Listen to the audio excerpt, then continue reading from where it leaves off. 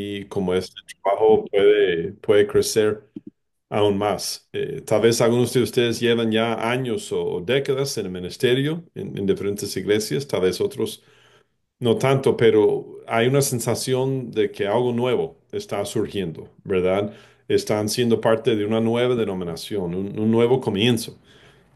En cualquier momento en la vida, cuando tenemos la oportunidad de comenzar algo nuevo, siempre es bueno dar una pausa y ver al espejo y revisar nuestra identidad, nuestra identidad. O sea, volver a las bases, revisar los Bueno, puntos fundamentales mande, de quiénes somos como personas, ¿qué pasa? quiénes somos como organización.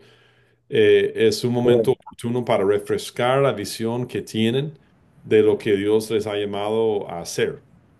Entonces, al inicio de esta nueva denominación, este nuevo proyecto en México, ¿verdad? Es importante recordar que ustedes, sobre todo, deben ser un movimiento de renovación en sus pueblos y en su país. Dios quiera, nunca lleguen a ser una institución, ¿verdad? Lo peor que puede hacer ustedes es convertirse en una institución. Con suerte, tampoco o apenas van a ser una organización. O sea, organícense lo mínimo que haga falta para seguir siendo ágiles y flexibles y muy móviles, ¿verdad? Pero nunca deben perder su identidad como un mover de Dios, un movimiento de Dios. Flexibles, no rígidos, ¿verdad?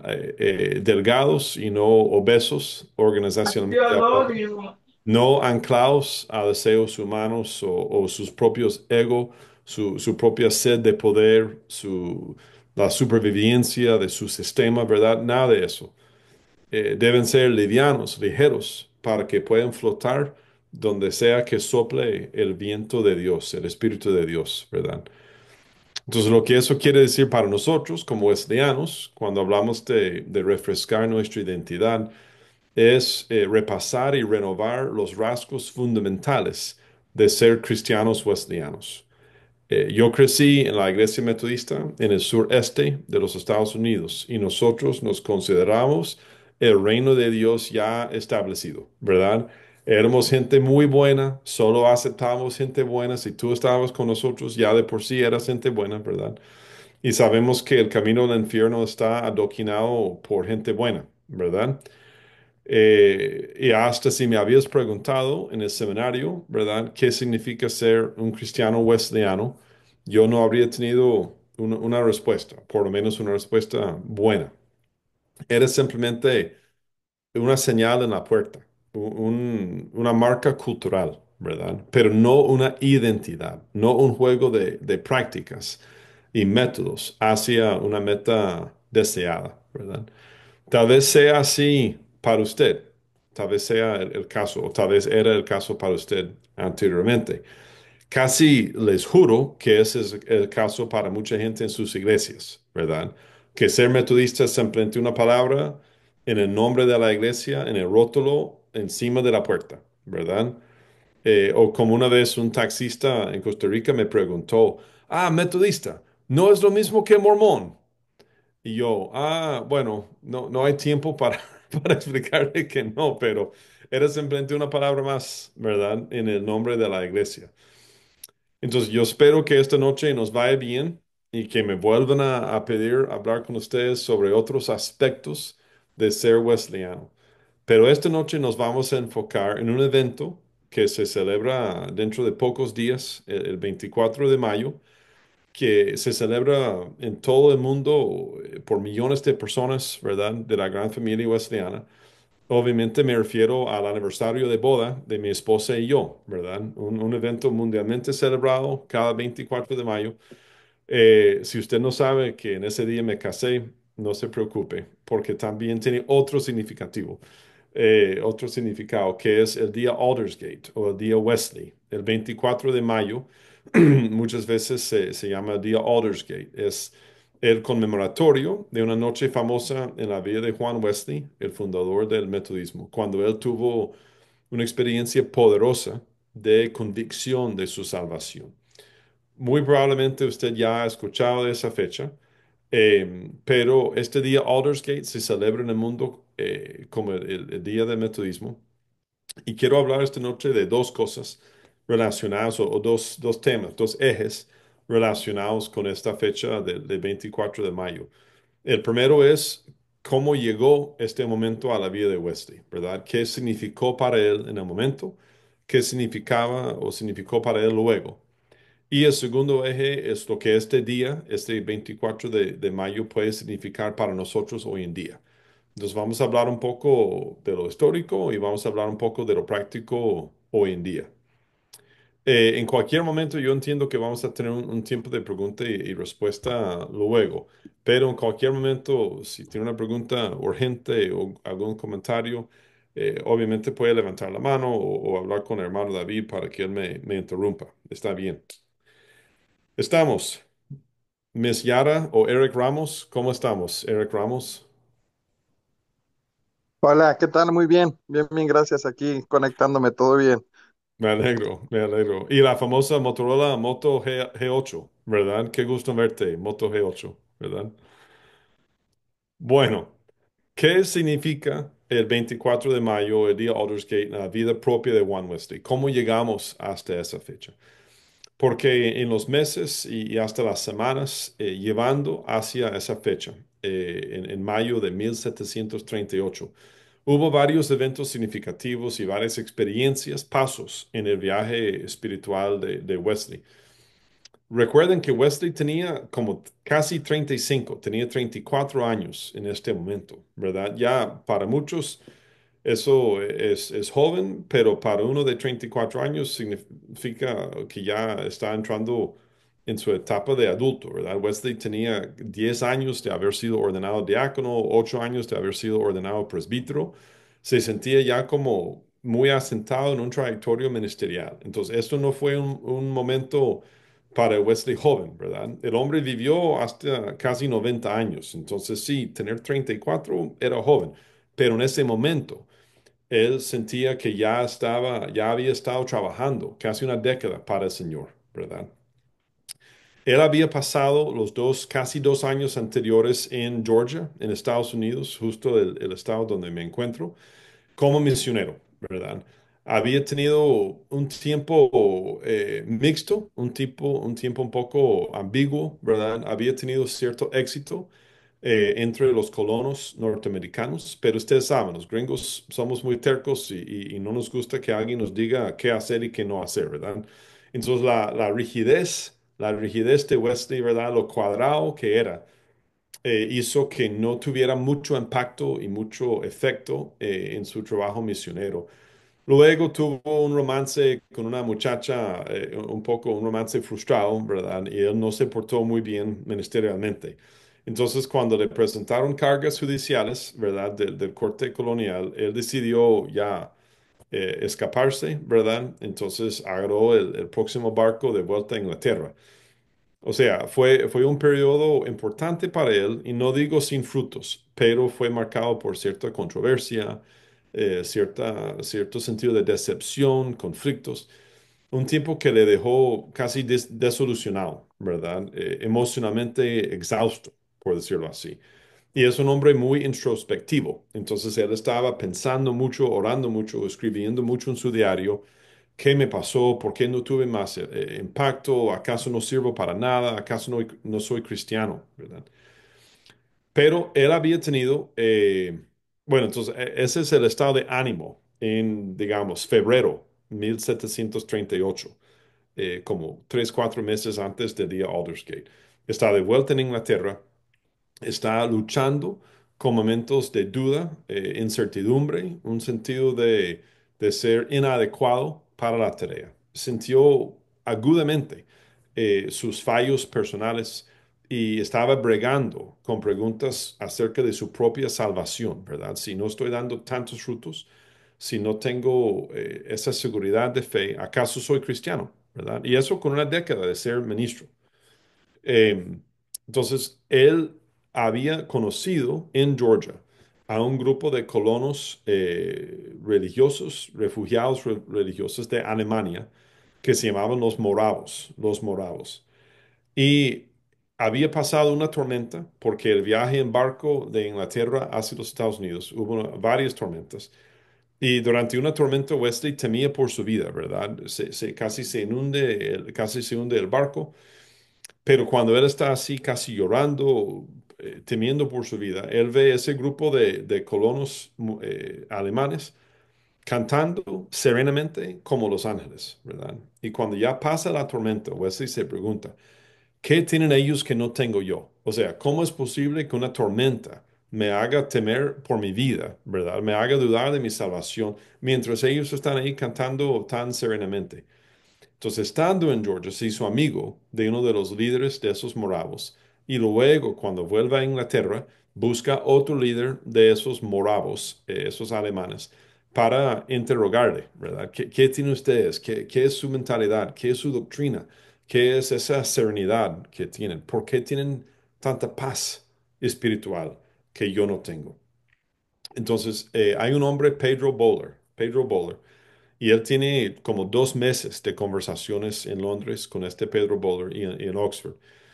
Y Bowler le pregunta mucho, ¿qué tienes tú la seguridad de tu salvación? O sea, sabes en tus entrañas, ¿verdad? En el meollo de tus huesos que has sido salvo. Y Wesley no supo responderle. Wesley en algún momento le dice, si lo que la Biblia dice sobre ser salvo es cierta, entonces soy salvo. Es decir, yo sé que matemáticamente soy salvo, pero eso está a años luz de sentir en el corazón de su ser el estado de ser salvo, ¿verdad? Es decir, una cosa es tener un matrimonio en el certificado de matrimonio ya firmado por el juez y otra cosa es de verdad disfrutar de un rico matrimonio, ¿verdad? Entonces Wesley se estaba dando cuenta de que su salvación estaba aquí y no aquí, ¿verdad?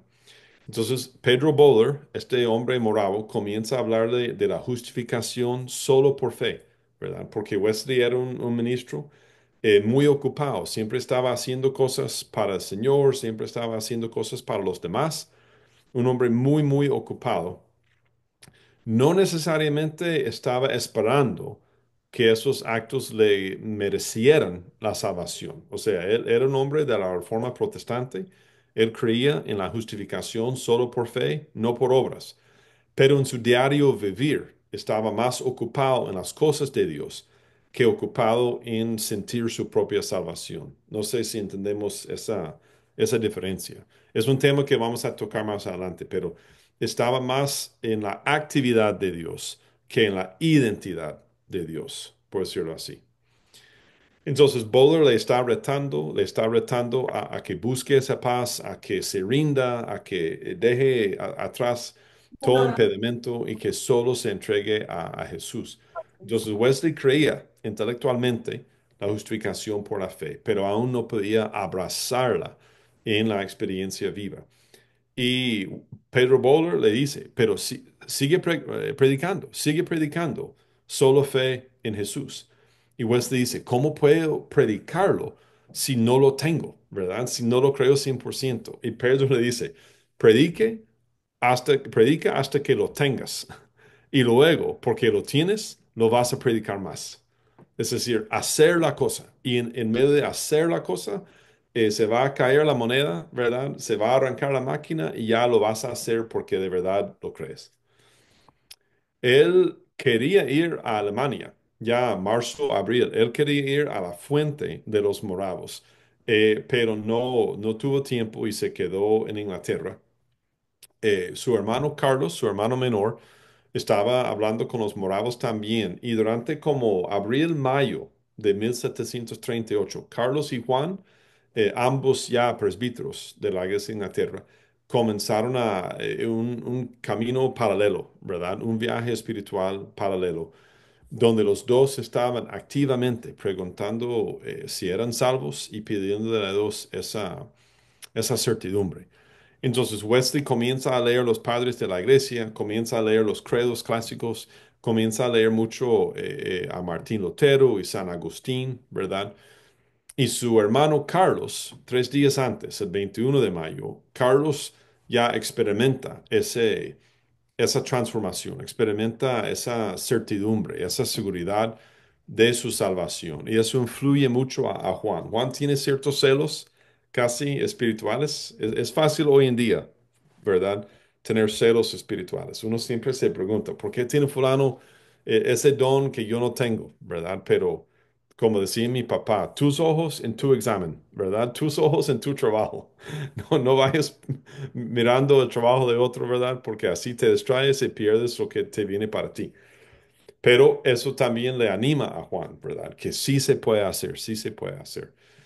Entonces ya por fin fue la noche del 24 de mayo y él va a una pequeña reunión de los moravos en la calle Aldersgate, es el centro de Londres. Él está ahí nada más asistiendo y había un hermano ahí enseñando y leyendo del comentario de Martín Lutero sobre el libro de Romanos. Y Wesley dice que ya era un cuarto para las 9, que por fin yo sentí un ardor extraño en mi corazón, un ardor, un calor extraño en mi corazón. Y sentí que Jesús había muerto por mis pecados, sí, hasta por los míos. Y es esa frase, hasta por los míos, que nos da la clave de esa noche. Porque no solamente ya sabía, que Jesús había muerto por los pecados del mundo, sino conocía en su corazón que Jesús hasta había muerto por él, ¿verdad? Entonces, lo que era la respuesta correcta del libro de matemática ya era una experiencia personal en su vida. Estamos bien hasta aquí.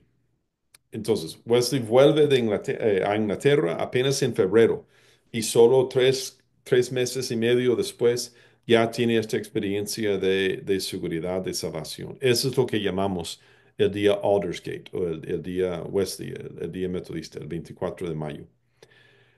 Entonces, quiero hablar por un momento sobre si este evento fue o no fue una conversión de Juan Wesley, ¿verdad? Porque puede parecer como un debate académico, ¿verdad? Ya, ¿para qué pelear esto? Pero para mí tiene consecuencias prácticas para nosotros hoy en día. Wesley entendió y escribió en su diario que fue un momento crítico. Más bien fue un momento que él había estado pidiéndole a Dios, ¿verdad? Fue el cumplimiento de una petición a Dios, que Dios le diera esa seguridad de salvación. Pero Wesley no lo llamó necesariamente la conversión.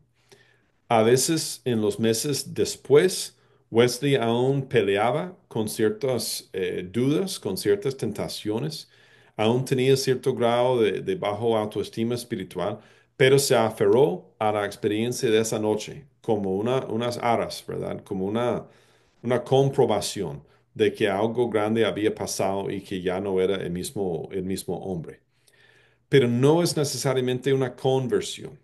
Y yo creo que aquí nosotros tenemos que hablar un poco de qué entendemos o qué nos viene a la mente cuando decimos la palabra conversión. Hablo de mi caso. Yo crecí en un hogar cristiano, gracias a Dios, padres ejemplares. Yo siempre era el buen chico de la iglesia, ¿verdad? Yo iba a los estudios bíblicos, yo me alejaba de las chicas, o más bien ellas se alejaban de mí, pero yo no metía en muchas cosas, ¿verdad? Pero yo crecí en un pueblo más como bautista, ¿verdad? Y los bautistas hablan siempre muy dramáticamente, ¿verdad? Has tomado tu decisión, ¿verdad? Has tomado tu decisión, has confesado que Jesús es su Señor. Y por lo menos los metodistas en Estados Unidos, eso no era parte de nuestro vocabulario. Pero seguro alguien me habló de esto. Entonces yo recuerdo haber tenido como unos 15, 16 años y yo me arrodillé en mi cuarto una noche y yo dije, yo repetí la fórmula matemática, ¿verdad? Señor Jesús, te recibo en mi vida como Señor y Salvador. Y no sé, estaba como esperando trompetas angelicales o que se abriera el cielo, no sé. Pero nada. Entonces yo dije, bueno, seguro línea ocupada, voy a esperar. 5 minutos después, Señor Jesús, te recibo en mi corazón como único Señor y Salvador. Nada. Así durante 10 días, 2 semanas, yo pasé cada noche repitiendo la fórmula mágica, ¿verdad? El encanto, la conjura, ¿verdad? Esperando que con tan solo decir las palabras exactas de la forma exacta, con la disposición espiritual exacta, Dios me iba a entregar mi tiquete dorado, ¿verdad? Nada. Lo dejé. Años después, alguien me habló de la gracia preveniente, ¿verdad? Y alguien me habló de conversiones a fuego lento. Muchas veces, cuando hablamos de la palabra conversión, solo pensamos en Pablo en su caballo, golpeado por Jesús, ¿verdad? Tirado al suelo, que queda ciego, ¿verdad? O pensamos en un hombre en la cárcel que dice, bueno, yo tuve que tocar fondo, a mí me agarraron con $500,000 de trabajo y tres mujeres en la cama y un montón de birras en el suelo, y así me encontró Jesús, pero ya por él ya soy cristiano, ¿verdad? Cuando hablamos de conversión, muchas veces solo pensamos en conversiones dramáticas, instantáneas, ¿verdad? Y solo le damos al micrófono, el micrófono en la iglesia a las personas que tienen historias así, ¿verdad? Pero hay luces, voy a emprender luz. Hay luces así. O sea, un apagador, on-off, apagado, encendido, ¿verdad? Sí existen. No estoy negando que existen tales casos. Pero también hay otra forma, hay otro aparato para encender la luz en el cuarto. Es un atenuador, es un dimmer, ¿verdad? Un circulito que uno comienza a girar, girar, girar y nada, nada. Y uno, pero ¿cuándo se va a encender? ¿Cuándo? Y hay un momento, ¡plá! Luego de haber girado varios grados, ¿verdad? Hasta 90, 100 grados de giro, ¿verdad? Ya se gira y enciende la luz, ¿verdad? Si la noche de la calle Aldersgate de alguna forma representara la conversión de Juan Wesley, es más bien el punto culminante de un proceso de fuego lento, ¿verdad? ¿Entendemos la diferencia? Entonces, cuando hablamos de conversión, no hay que hablar de un sí o no, o un blanco y negro. Hay que hablar de un proceso, a veces gradual, donde el Espíritu Santo le susurra a uno, le grita a uno, le golpea a uno, le habla a uno por diversas formas, ¿verdad? Y uno comienza a abrirse, abrirse, y su corazón de piedra se ensuaviza, se ensuaviza, se ensuaviza, hasta que por fin una semilla sembrada muy profundamente puede dar el primer brote, ¿verdad? Que saca su cabeza sobre el nivel del suelo, ¿verdad? Es importante entender que las conversiones también se dan así. Entonces, fue en un sentido un tipo de conversión para Wesley, pero el punto culminante de la conversión. Y es importante entender para nosotros este papel de la gracia preveniente, la gracia preveniente. Wesley ve en la Biblia un testimonio abrumador de un trabajo del Espíritu Santo de arar el suelo, arar la milpa, ¿verdad? Romper la tierra, preparar la tierra, sembrar la semilla. Entonces, y eso lo dice Jesús en Juan 14, ¿verdad? El Espíritu convencerá al mundo de todo pecado. Entonces, parte de lo que hace el Espíritu Santo, yo tenía un profesor que decía, la gracia preveniente es cuando el Espíritu te dice, luego de haber tomado tú 7 birras, que no tomes la octava, ¿verdad? El Espíritu Santo da un disgusto por el pecado, ¿verdad? Te comienza a inquietar, te comienza a decir, el camino que tú has escogido es malo, no te sirve para nada, no te está llevando a ninguna dirección. Cámbiate de camino, comienza a caminar bien y yo te acompañaré, ¿verdad?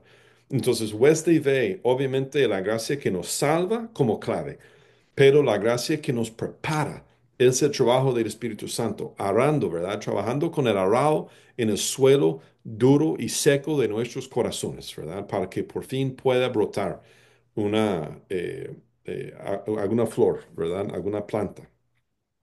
Si alguien llega a tu iglesia por primera vez y tal vez no tiene la mejor pinta, tal vez no tiene la mejor ropa, tal vez huele un poco feo, no sabe dónde sentarse, no sabe cuándo ponerse de pie o cuando aplaudir y todo, no reacciones de reojo, ¿verdad? Pero quedaste eso ahí. Si esa persona llegó es porque el Espíritu Santo lo trajo, ¿verdad? Cada persona que llega a tu iglesia, nueva o vieja, ha sido impulsada por el Espíritu Santo. A ti te toca agarrar la estafeta y correr tu kilómetro, correr tu milla con esa persona, ¿verdad? No decir es que él no califica, ella no califica, es que así no recibimos gente así. Los hospitales son para los enfermos. El Hijo del Hombre vino para los enfermos, no para los sanos. Entonces sus iglesias son hospitales para pecadores. Las puertas tienen que estar siempre abiertas a recibir cualquier persona que venga, porque si alguien viene, Satanás no le trajo ahí. Satanás no está en el negocio de traer personas a la iglesia, ¿verdad?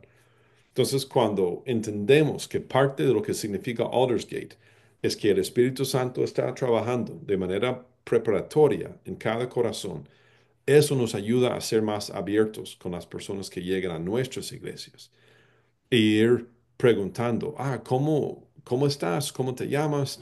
¿Qué conoces de Jesús? ¿Has estado en otra iglesia? O sea, hacer un diagnóstico, ¿verdad? Como un enfermo de un enfermero de urgencias, ¿verdad? Diagnosticar el caso y comenzar a conectarle con la iglesia para el mejor remedio, ¿verdad? Otra lección para nosotros es la necesidad de dar espacio para diferentes tipos de testimonios. Algo muy positivo de la Iglesia Evangélica en América Latina es se abre espacios en los cultos para testimonios, ¿verdad? Eso es muy positivo. Si usted no está haciendo mucho de eso en su iglesia, hágalo ahora, ¿verdad? La gente necesita escuchar, hasta si la hermana habla 5 minutos más de la cuenta, porque siempre hay hermanos que tú le das el micrófono y de ahí mejor esperar media hora porque el cuento como el que no tiene fin. Es mejor pecar de generosos que pecar de mezquinos, ¿verdad? Hay que abrir el espacio para los testimonios, pero también para testimonios de fuego lento. Hay que comenzar a compartir ese tipo de historia, porque es igual de válido, ¿verdad? Es igual de válido ese testimonio.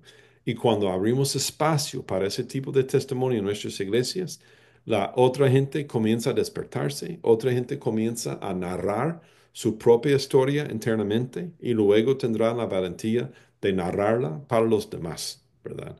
Entonces no podemos priorizar las conversiones más dramáticas, ¿verdad? No podemos dar prioridad solo a que yo estaba en la cárcel, el Señor me encontró, ¿verdad? Hay que priorizar también las conversiones a fuego lento. Em, Otro punto para nosotros es esta seguridad de salvación, porque dijimos que Aldersgate para Wesley significó esa seguridad de salvación. Y Wesley comenzó a ver en Romanos 8:16 un verso clave. Romanos 8:16 dice, y el Señor, el Espíritu del Señor, da testimonio a mi espíritu de que soy hijo de Dios. Entonces Wesley ve un verso clave ahí, Romanos 8:16. El Espíritu nos dice que somos hijos de Dios. Y nuestro espíritu, como en una cámara de eco, ¿verdad? Hace un efecto eco. Yo soy hijo de Dios.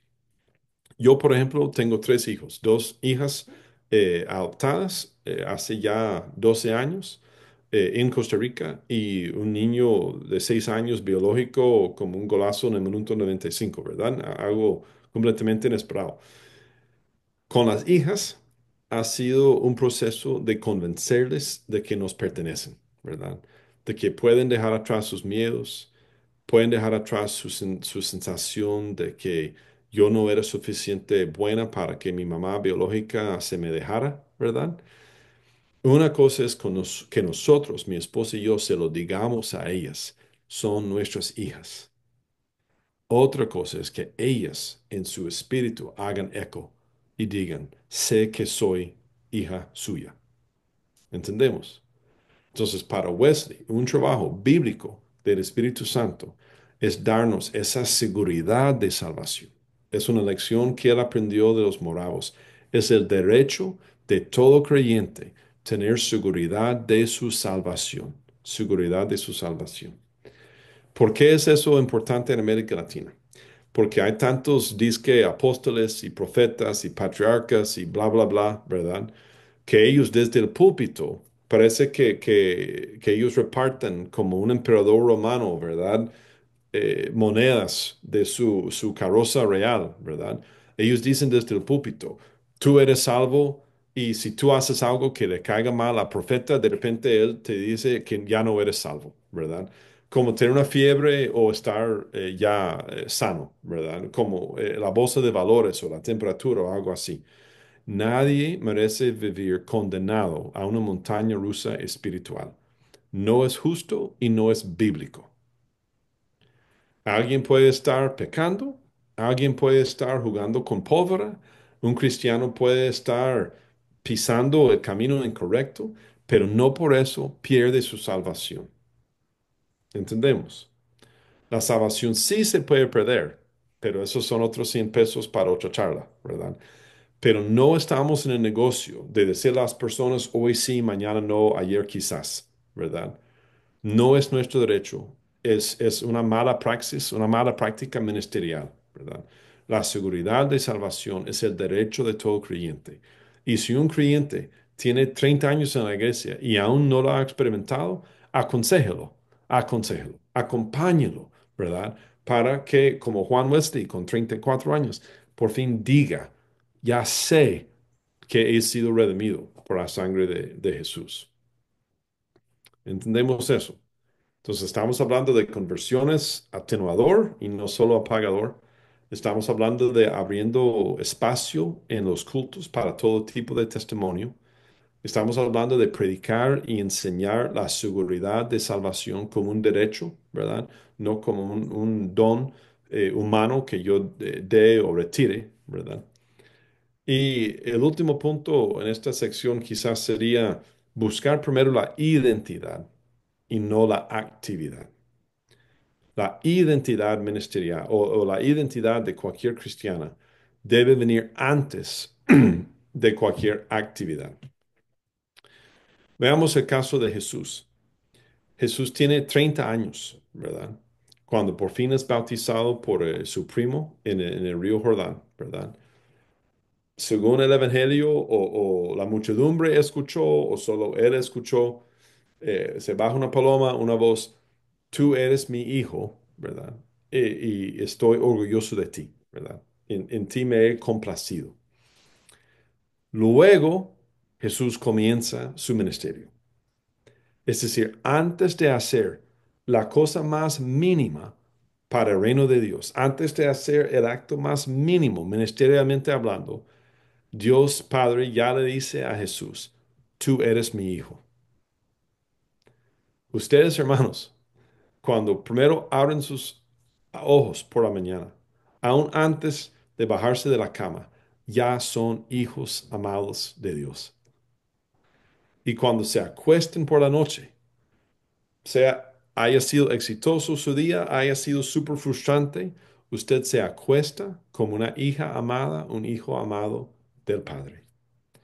El éxito ministerial no depende de qué tan ocupado estés para el reino. El éxito ministerial depende de qué tan cerca estés al Padre. Repito, tu éxito ministerial no depende de qué tan ocupado estés para el reino, sino que depende de qué tan cerca te quedes al Padre. Es una palabra reconfortante, es una palabra desafiante, es reconfortante porque nosotros muchas veces nos dejamos llevar por la economía del mundo, que dice, entre más grande, mejor. La economía divina es una economía de calidad y no de cantidad. Si usted tiene 20 personas en su iglesia, esas son las 20 personas que Dios ha puesto ahí.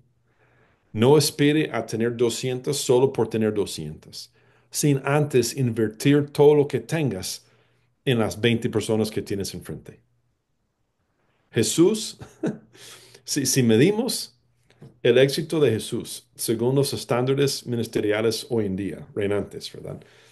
Jesús comienza con 12 hombres, 12 seguidores. 3 años después, tiene 12. Peor, tiene 11, porque uno se dio de baja. Entonces Jesús se muere con un seguidor menos con que comenzó, ¿verdad? Un fracaso total, un fracaso ministerial total. Entonces, ¿por qué decimos que Jesús fue exitoso? Porque los 11 llevaron las buenas nuevas a miles y esos miles a millones. Entonces, tu éxito no está en qué tan grande sea tu templo, cuántas personas tengas en un culto promedio, ¿verdad? Me parece absurdo que cuando se topan dos ministros, la primera pregunta es, ay, ¿cuántos tienen ustedes ahora en un domingo promedio? ¿Qué importa? ¿Qué importa? Discipulados, confesiones, bautismos, eso es nuestra vara de medir, ¿verdad? No solamente cuerpos calientes en las bancas, ¿verdad? Su identidad como hijo o hija de Dios debe ser la búsqueda primordial, ¿verdad? Y de ahí va a fluir la actividad que Dios quiera para ti. Juan Wesley pasó 10, 15 años siendo muy activo para Jesús, para el reino. Pero no fue hasta después de tener firme y cementada su identidad como hijo, como hombre perdonado, que su actividad pudo disparar.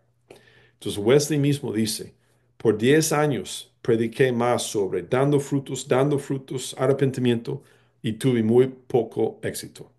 Pero luego él dice, después de 1738 predico solo la sangre de Cristo y el ministerio se me despega, se dispara como un cohete, ¿verdad? Entonces buscamos primero esa identidad, esa convicción, esa seguridad de nuestra salvación, esa cercanía al Padre. Y Él hará fluir el ministerio de nosotros. Pero si lo hacemos al revés, nunca vamos a tener mucho éxito. ¿Estamos bien? Entonces la noche de Aldersgate representa un momento crítico en la vida de Juan Wesley, eso sí. Representa un punto de giro, ¿verdad? No de oscuridad total a luz total, pero ese punto crítico cuando el atenuador que has estado girando, girando, girando, por fin alumbra el cuarto. Pero ¿qué sigue? Uno nunca deja el atenuador ahí, sino que sigue girando hasta el final. Entonces, ¿qué pasa luego de convertirnos? ¿Qué pasa luego de recibir esa seguridad de salvación? Pedimos más. No más seguridad, pero más unción, más llenura, ¿verdad? La gran pregunta de un wesleyano es, ¿y ahora qué? ¿Ahora qué? Siempre estamos satisfechos en el Padre, pero nunca estamos satisfechos con lo que estemos haciendo, ¿verdad? Quiero más gracia, quiero menos pecado en mi vida, quiero ser más blanco, quiero ser más limpio, quiero ser más quemado, quiero estar más prendido fuego, quiero servir más, quiero desaparecer más, quiero hundirme más, ¿verdad? Quiero fundirme más. ¿Ahora qué? ¿Ahora qué? ¿Ahora qué? Porque esto va hasta alumbrarnos con una luz que resplandece sobre la faz de la tierra, ¿verdad? La misma luz de Jesús en el monte de la transfiguración. Es nuestra meta, es nuestra meta.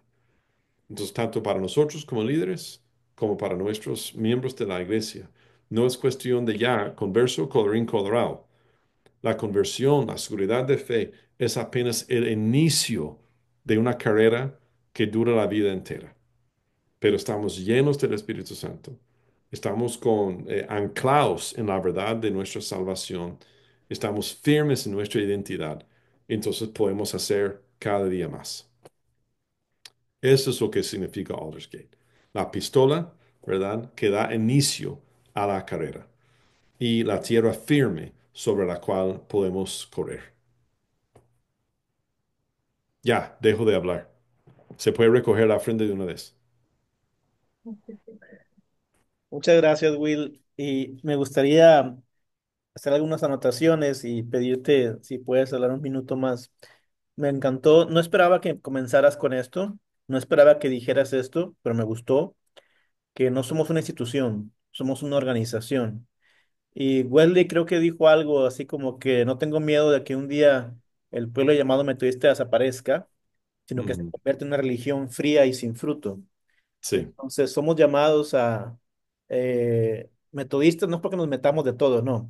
Es porque tenemos una forma de hacer las cosas de manera que haya muchos procesos, pero finalmente lo que debemos hacer es, dijiste, organizar lo menos posible, pero trabajar hacia afuera en el reino de Dios. Eso me encantó. sí. Si puedes hablar un minuto más de eso. Y la otra cosa Sí, que me gustó mucho fue que acerca del éxito ministerial. Alguna vez prediqué en una reunión de pastores de interdenominacional acerca de los modelos bíblicos, o al menos dos ejemplos bíblicos, que era perdón, era Jonás y Jeremías. Y yo Mm, le decía a la gente, en los parámetros del pragmatismo de hoy en día, del año del segundo milenio, Jonás, pues Dios le dice, ve a derecha, va a izquierda, es desobediente, es rebelde, llega a un pueblo llamado Nínive, predica 3 días de mala gana, un mensaje muy bonito, se van a morir todos, pero se arrepienten 100,000 personas y él se sienta debajo de un árbol para ver y contemplar con palomitas de maíz cómo Dios destruía ese pueblo. Y cuando Dios no mm, destruía el pueblo, Jonás se enoja con Dios porque no destruyó Dios el pueblo. Sin embargo, en 3 días se convirtieron 100,000 personas. mm, Jeremías, por su parte, predica 40 años, un profeta fiel, un profeta honesto, un profeta emotivo, que amaba a Dios, que se dejaba seducir por Dios, dice él mismo. Y predicó 40 y no se convirtió, ni una sola persona se convirtió, ni uno solo. mm, Pues en los parámetros del segundo milenio de nuestros tiempos, a lo mejor para la gente Jonás es exitoso y Jeremías es fracasado, pero delante de Dios, ajá, dice Apocalipsis 2:10, sé fiel hasta ajá. la muerte, yo te daré la corona de la vida. Entonces, si pudieras hablar un poquito acerca de lo que dijiste de ser una organización y no una institución Sí. y el éxito ministerial como pastores, sería bueno, Will. Sí, no, excelente imagen ahí, pero voy con la primera. Wesley era un hombre muy organizado porque hay cultivos que requieren una estructura, ¿verdad? Agrícola para crecer a su punto de maduración, ¿verdad? En Costa Rica está el chayote, está a veces la viña de uva, ¿verdad? La pérgola, la viñeda, ¿verdad? Uno eleva una estructura para que el fruto no se quede ahí pudriendo en el suelo, para que los bichos y los aves y todo no vengan a destruir, ¿verdad?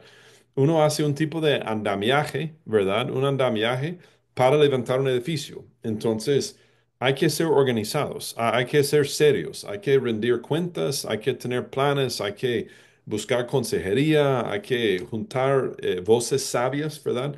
No se puede estar ahí disparando, bueno, de 10 personas vamos a 10,000 en un año, ¿verdad? No hay que ir como soñando a lo loco, ¿verdad?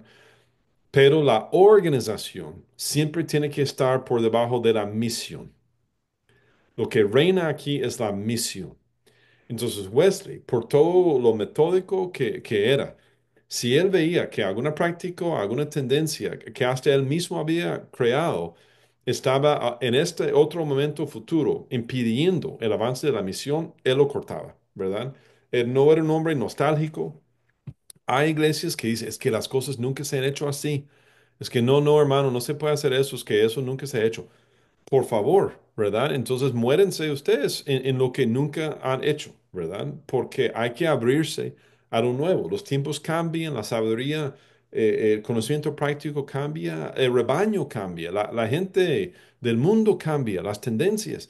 Yo una vez, no hace tanto, estaba en Costa Rica escuchando un sermón que hablaba de Guns N' Roses y grupos de rock duro de hace 30 años, como si eso fuera el problema mayor para los jóvenes de hoy en día. Yo dije, ningún avestruz se ha metido su cabeza más profundamente en la arena que este hermano, ¿verdad? Entonces, para Wesley, la misión siempre está por encima de la organización. Entonces, cuando nos organizamos, que sea lo mínimo posible, mínimo posible, para que el Espíritu Santo sea el que guíe este proyecto, esta iglesia o ese ministerio. Entonces, tener comités, perfecto. Pegar los reportes financieros en la entrada de la iglesia, perfecto. Tener informes mensuales y trimestrales, todo, perfecto. Eso es sano, porque hay iglesias que no hacen nada de eso. Y el pastor o la pastora controla las finanzas, es el único que firma los cheques, ¿verdad? Y eso es una tentación, pero mayúscula. Entonces, tiene que haber controles, tiene que haber rendición de cuentas, pero la iglesia no está para hacer comités. O sea, Jesús viene mañana y me pregunta, ¿qué has hecho tú por mi reino? Es que Jesús, vieras que no me alcanzó tiempo. Es que yo estaba en comités y luego subcomités, pero de ahí, si hubiera tenido más tiempo, con mucho gusto, ¿verdad? Eso no se vale. Entonces, siempre tener la visión. Nuestra visión es alcanzar en Monterrey, México, a los no alcanzados, a los pecadores, a los seguidores de tigres, ¿verdad? A los más viles de la tierra, ¿verdad? La gente completamente perdida, por decirlo así. Nuestra visión es alcanzarles a ellos. ¿Qué podemos hacer para cumplir esa visión? En lugar de decir tipo de estructura debemos tener antes de comenzar. No, comiencen con la visión, oren por la visión, ¿verdad? Y tengan la visión como una estrella guía, ¿verdad? Una estrella norte que les guía. Y si algo no está funcionando, no importa si la familia que más diezma son los que impulsan ese proyecto. Si no está sirviendo, córtalo y vayan adelante, ¿verdad? No, no hay tiempo para egos, no hay tiempo para proyectos favoritas y vacas sagradas, ¿verdad? Los recursos son tan magros y la necesidad es tan grande que la visión es la que nos tiene que guiar. Está bien. Excelente, excelente, Will. Muchas Ok, gracias. perdonen los hinchas de Tigres, ¿verdad? Aquí creo que no hay, no sé. Ah, mejor. Ok, y la segunda pregunta sobre éxito ministerial. Yo no sé, yo hace como 25 años comencé a ver, por lo menos en Costa Rica, pero Costa Rica en un sentido es como, ¿cómo se llaman los biólogos? Como un plato Petri, ¿verdad? Como para hacer pequeños experimentos, ¿verdad? Sí, sí, Entonces, todo lo que hay en el agua del mar evangélico neopentecostal en América Latina llega a darse en Costa Rica. Entonces, una cosa era tener los profetas, ¿verdad? Y de repente no bastaba con ser profeta, ¿verdad? Porque si en el pueblo hay dos profetas, entonces uno tiene que destacarse más, ¿verdad? Es como una escalación de armas. Y entonces ya apóstol, había que llamarse apóstol. Pero de repente había más apóstoles. Entonces había que llamarse patriarca, patriarca, ¿verdad? Yo no sé en México si se da esos fenómenos, y hay pero en otros querubines. países. Sí, sí. Entonces yo en el seminario, hace como 15 años, yo dije, yo me voy a adelantar a todos. Llámenme ahora Arcángel William, porque llegará un momento cuando llamarse patriarca no va a bastar, no va a ser suficiente y van a buscar, llámame de una vez a Arcángel. Entonces así lo decía por 2, 3 años, hasta que un estudiante me trajo un video de un predicador en Brasil que se llamaba Arcángel Jao fulano de tal. Y yo dije, Llévenos ya, Señor, llévenos ya. Este es el mundo, este es capitalismo en la iglesia. No estoy hablando en contra del capitalismo, pero esa idea de que yo necesito ganar, ¿verdad? De que la iglesia es un mecanismo para agrandar mi ego como líder. La iglesia es un mecanismo para agrandar mi nombre, para que todo el mundo sepa quién soy yo, para enriquecer y hinchar mi billetera, para acumular personas a mi alrededor que me consideren la voz misma de Dios. Es un cáncer, es un cáncer. Si usted tiene 50 personas en la iglesia, eh, vaya diciendo de una vez, hermanos, cuando lleguemos a 100, vamos a sacar 40 de nosotros y enviarlos a 2 millas a que funden otra iglesia. Y que cuando esas familias lleguen, que sepan de una vez que cuando lleguen a 100 personas, que se dividan como la división de células, ¿verdad? La división celular. Un bebé no se queda embrión. Un bebé se divide, se divide, se divide, se divide para hacerse un organismo más grande. Entonces debemos tener esa mentalidad de multiplicación de iglesias, no de aglomeración, no de aglomeración. Entonces, para mí, el antídoto a esa definición mundana de éxito.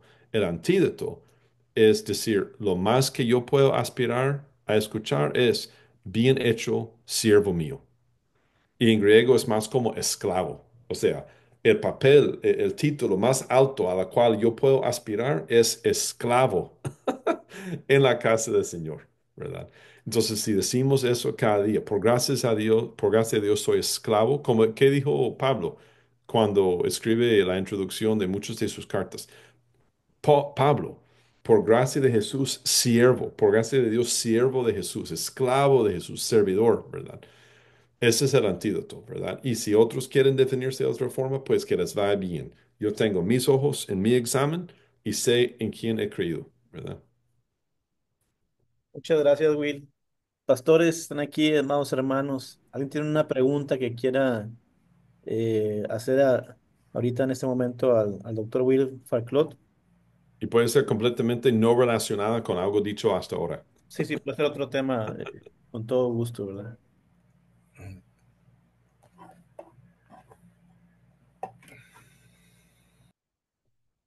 Yo creo que Mónica González tiene una pregunta.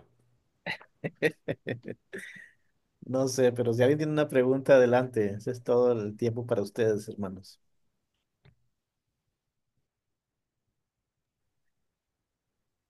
A mí Puede me, ser algo súper fácil. ¿Por qué nos llamamos metodistas, por ejemplo? ¿Verdad? a mí me preguntaron eso. ¿Por qué ustedes son metodistas? Le digo, porque nos metemos de todo. No, no, no, Ah, no, sí, no sí. te creo. No, sí, hay preguntas que parecen muy sencillas, pero son muy importantes para, como decías tú hace un rato, Will, tener en claro cuál es nuestra identidad antes que nuestra actividad, ¿no? Mm. Es algo muy importante. A mí me gustó mucho también la parte donde hablaste, Will, acerca de la salvación, la seguridad de la salvación. Nosotros, por herencia, somos wesleyanos arminianos, es decir, tenemos una teología wesleyana, pero influenciada por el arminianismo de Jacobo Arminio. Sin embargo, como en la usanza, a veces los que son de una teología reformada piensan que somos nosotros eh, como que muy ligeros en la salvación y que cualquier cosa que hagamos ya la perdemos, o que somos pelagianos o semipelagianos, ¿no? O sea, no. Realmente no creemos que se pierda tan sencillo la salvación, sino que es un proceso de perseverar en el pecado y aun cuando perseveras, Dios te puede seguir perdonando hasta que tú decides renunciar a tu salvación. Y en ese sentido que Sí. podemos perderla, pero en realidad no es que hoy sí la tengo, mañana no y quién sabe hace 2 años. No, no, no. Tenemos la seguridad. Por eso dice el apóstol Pablo que el Espíritu da testimonio a nuestro espíritu de que somos hijos de Dios. No, correcto. A mí me gusta el ejemplo de una vaca ganadera, ¿verdad? En las granjas, en las grandes fincas, ¿verdad? El ganadero ya con el hierro caliente, ¿verdad? Pone su marca en la piel del ganado, ¿verdad? En la piel de la vaca, ¿verdad? Entonces Dios nos ha quemado, Dios ha puesto su marca en nosotros. Ahí la llevamos en la piel. Y entonces una vaca puede que brinque una cerca y se meta en propiedad ajena, ¿verdad? No por eso deja de ser vaca del ganadero. Una vaca puede orinar en el pozo de agua potable, ¿verdad? No por eso deja de ser vaca del ganadero. Una vaca puede comer las flores que sembró la esposa del ganadero, ¿verdad? No por eso deja de ser vaca del ganadero. Pero si esa vaca decide ir a un palo de cerca y frotar su lomo, frotar su piel consistentemente, reiteradamente, conscientemente, frotar su piel, hasta que el punto que la piel se le va en esa parte y la marca desaparezca, ya no es vaca de nadie, ¿verdad? Ya no lleva la marca, ya no pertenece a nadie. Es una vaca ya otra vez perdida, otra vez huérfana. Entonces, igual nosotros. Si cometemos un pecado, no es por eso que perdemos la salvación. Wesley dice, la diferencia es que aunque el pecado está presente en ti, el pecado ya no reina en ti, ¿verdad? Wesley tiene sermones sobre el pecado en los creyentes, ¿verdad? Así se llama, el pecado en los creyentes. Ahora les doy un enlace para que lo lean.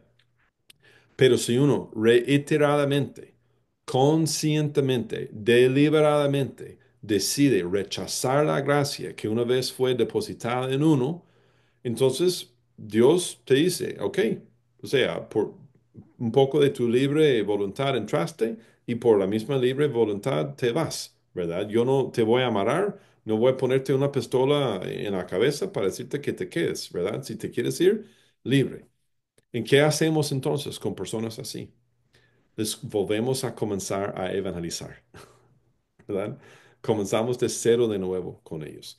Entonces, la salvación, dice Pablo, unos han hecho un náufrago de su fe, han naufragado, ¿verdad? No porque accidentalmente chocaron con una roca, es porque apuntaron su barco hacia la roca deliberadamente, decisivamente. Es correcto, gracias Will. Y bueno, si alguien tiene una pregunta, mientras les comento que Will también preside lo que se llama Wesley Hoy, y ustedes Voy a pueden, poner dos enlaces en el chat. aquí van a estar las enlaces para que ustedes los busquen. Wesley Hoy es una página que pueden encontrar incluso en Facebook, y ahí ustedes pueden ver reflexiones y estudios sobre la fe cristiana. Y también Will puede tener acceso a documentos en PDF si a alguien le gustaría leer un poco más de las obras de la teología wesleyana, están ahí Sí. disponibles para todos. Gracias, David. Sí, el Instituto de Estudios Wesleyanos, ese segundo enlace que puse en el chat, es nuestro centro de recursos, ¿verdad? Digitales impresos. Ahí ustedes pueden descargar gratuitamente los 14 tomos de las obras de Juan Wesley. Ahora en segunda edición revisada. Hicimos un trabajo bastante grande en los últimos 3 años de una revisión minuciosa, ¿verdad? De los 14 tomos. Entonces, y los volvimos a sacar con nuevas portadas y todo. Pero otros libros también, y artículos y diferentes entradas, ¿verdad? Escritas. Y luego Wesley hoy es más como una plataforma en redes sociales, en TikTok, en Facebook, en Instagram. Es un poco más superficial, es un poco más para que tú compartas en tus redes o en tus grupos de WhatsApp, ¿verdad? Videos cortos, videos de inspiración. A veces ni siquiera se habla de Juan Wesley, es simplemente un tema wesleyano, un germen de algo wesleyano, pero en una cápsula más apropiada para el creyente o la persona común en redes sociales, ¿verdad? Pero ahí estamos para servirles. Para nosotros no se trata de idolatrizar a Juan Wesley. Para nosotros Juan Wesley es más bien como un gran director espiritual, como un gran hermano en la fe que vivió muchos años, que levantó muchas personas a las sendas de Cristo, que vio también muchos de los huecos en el camino y muchos de los baches, ¿verdad? Y de las trampas enterradas en el camino, y que supo guiar y aconsejar a miles de personas a lo largo de su trayectoria cristiano. Entonces, para nosotros, Wesley es una caja de herramientas prácticas, ¿verdad? Ustedes tienen la pasión, ustedes tienen la entrega, ustedes tienen el fuego del Espíritu. A veces en un mar de voces cristianas, ¿verdad? Entre YouTube y Facebook y WhatsApp o sea, seguro ustedes están inundados de cosas que le manden, cosas para leer. Wesley es más como una fuente comprobada de conocimiento práctico para creyentes sanos y duraderos, ¿verdad? Eso es lo que más necesitamos hoy en día. Creyentes sanos y iglesias duraderas, ¿verdad? Porque ¿para qué tener 2000 si la próxima semana la iglesia se cierra, ¿verdad? Queremos crecimiento lento, pero constante. Y Wesley es una caja de herramientas prácticas para eso. Bien. Bueno, hermanos, segunda pregunta, si no terminamos esta conferencia tan nutrida. Sí, hola, David, soy Pablo Arturo, Colorado de Iglesia Redención. adelante, Arturo. Dios los bendiga, pastor.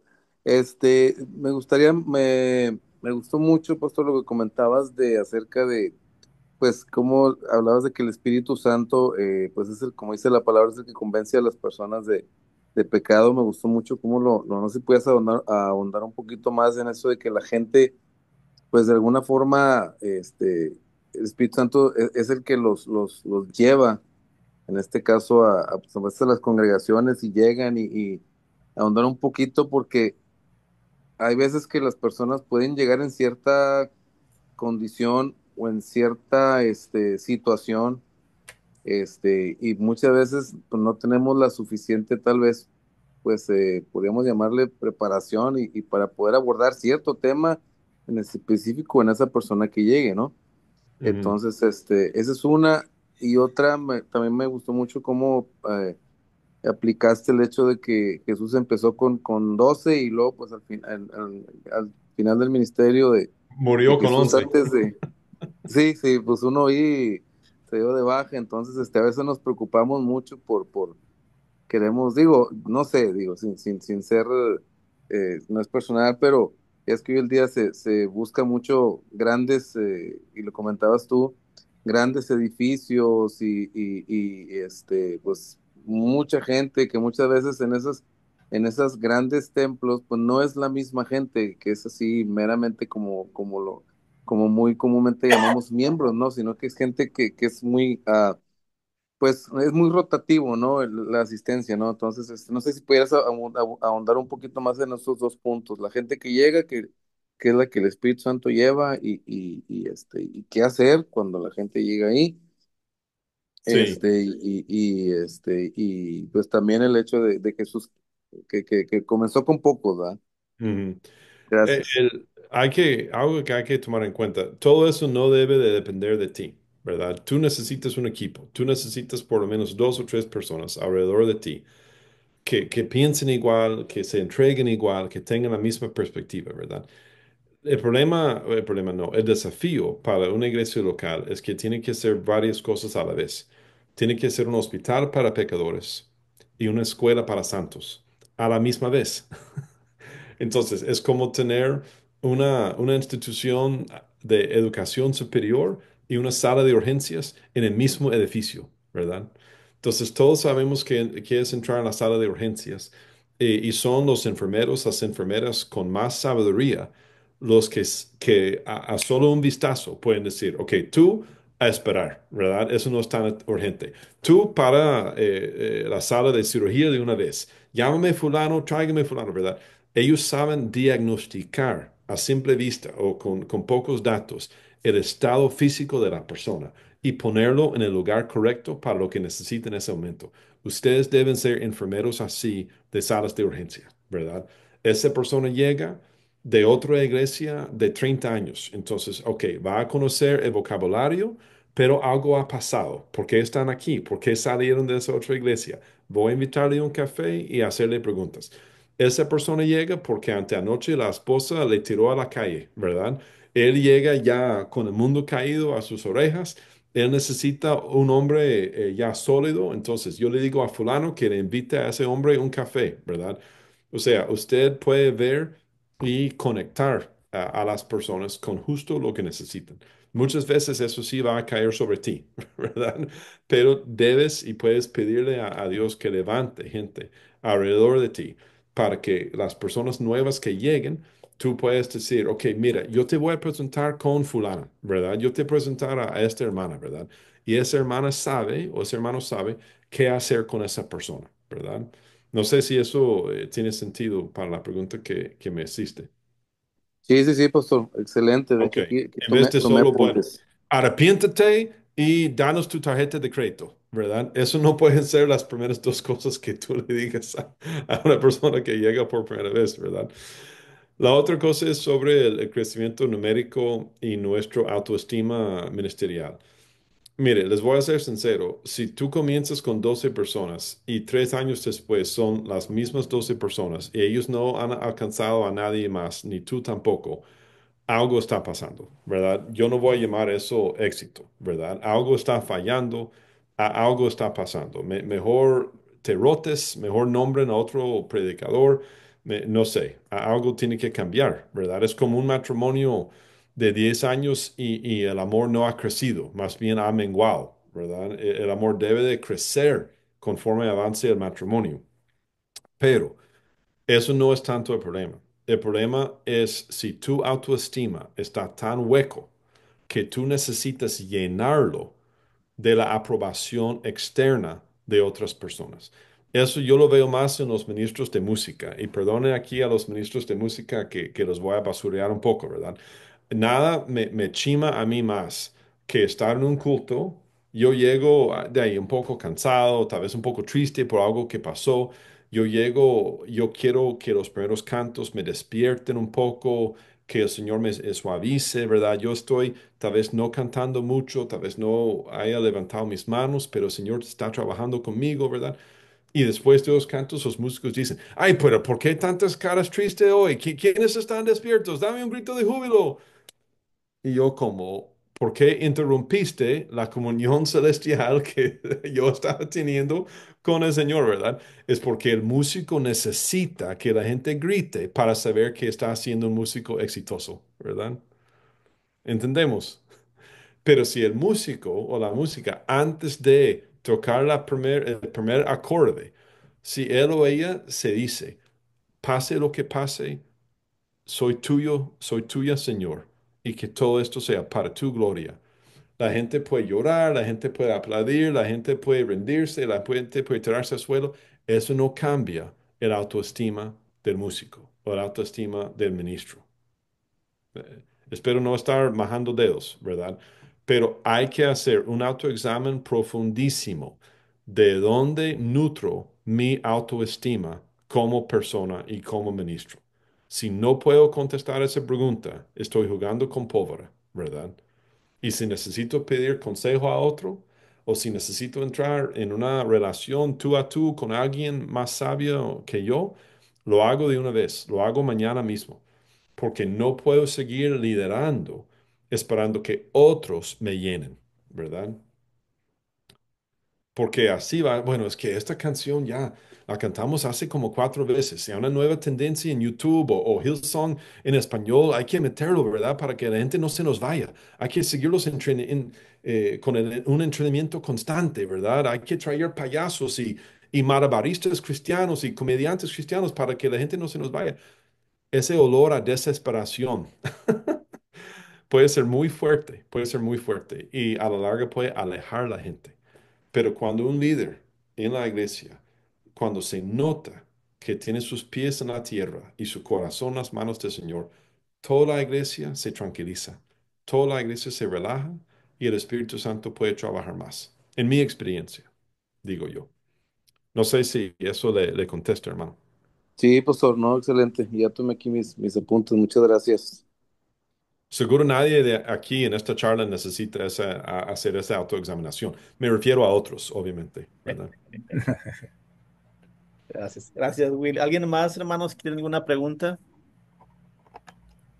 Todavía tenemos un poco de tiempo.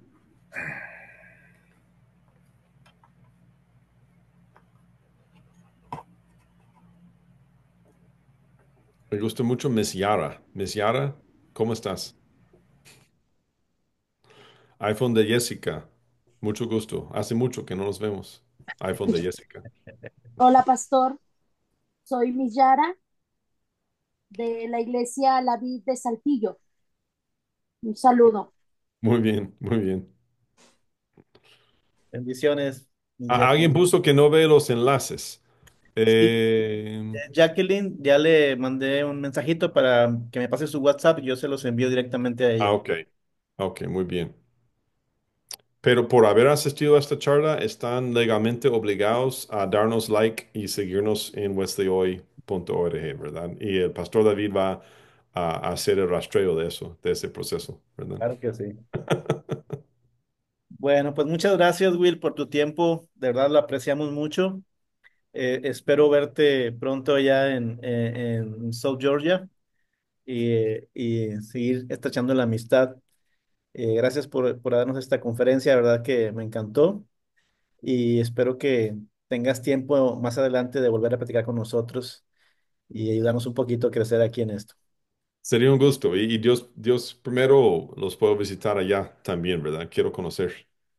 Aquí estamos en esa parte de organizarnos sin caer en la institucionalismo. Muy bien. Y estamos comenzando. Tenemos poquitos meses de estar organizados, pero ahí vamos, con la ayuda del Señor. Muy bien, muy bien. No, no pierden su amor, su primer amor, ¿verdad? De eso se trata. Pero no, un honor estar aquí con ustedes. Gracias por haber sacrificado el tiempo un martes por la noche y espero que puedan aplicar en su contexto un poco de lo que hayamos hablado esta noche. Gracias a ti. Y vamos a orar para... ¿Alguien una pregunta, algún comentario? Oramos para terminar. Muy bien. Hermano Manuel, ¿nos puedes dirigir una oración para terminar? Sí, claro que sí, pastor. Bueno, Señor, Padre amado, Padre bendito, Padre amoroso, Señor. Señor, te damos las gracias por este tiempo que tú nos prestaste, Señor, y agradecido por el pastor Will, que es una enseñanza más en lo personal para mí y es una fortaleza para nuestro espíritu, seguir adelante en ese camino que tú nos has encomendado. Ser fieles a ti y hacer el trabajo que tú nos has encomendado, Señor. Gracias, Padre, por esta reunión, por este tiempo que tú nos has prestado. Bendice a cada uno de los que estamos aquí, que pudimos integrarnos aquí, reunirnos, y sabemos que el centro de esta reunión fuiste tú, Señor, y que tu palabra ha hablado, Señor. ¿Para qué? Para que seamos, Padre, esos líderes, esos siervos tuyos, que más adelante, Señor, Padre, será para honra y gloria de tu reino. Gracias por el pastor David, que nos dio la oportunidad de estar aquí, Señor, por ese tiempo que se da para juntarnos y estar aquí presentes, Señor. Sabemos que esta reunión es de tanta importancia para nuestras vidas, sobre todo para nuestra alma, para que cuando nosotros tengamos esa oportunidad de llevar tu palabra, Señor, seamos unos buenos trabajadores para ti, Señor. Gracias, Señor, por este tiempo, y en tu nombre estuvimos aquí, y por tu nombre, Señor. Gracias, Padre, en el nombre de Jesús. Amén.